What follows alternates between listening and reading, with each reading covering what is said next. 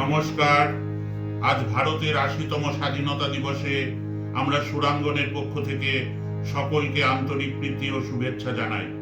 ১৯৪৭ সালের ১৫ই আগস্ট দীর্ঘ ২০ বছরের ব্রিটিশ শাসনের নাগপাশ থেকে মুক্তি পেয়েছিল আমাদের প্রিয় ভারত ভূমি। অগণিত বীর শহীদের আত্মত্যাগ ও রক্তক্ষয়ী সংগ্রামের বিনিময়ে আমরা এই স্বাধীন আকাশ পেয়েছি।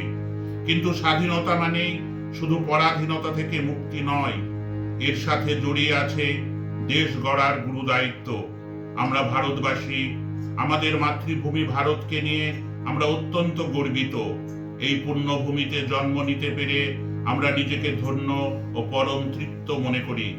এদেশ রবীন্দ্রনাথের দেশ, এদেশ স্বামী বিবেকানন্দের দেশ, নেতাজির দেশ, যেখানে বৈচিত্র্যের মধ্যে ঐক্য বিরাজ করে।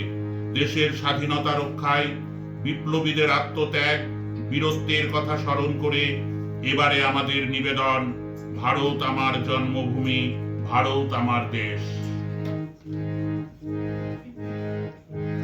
ভারত আমার জন্মভূমি, ভারত আমার দেশ।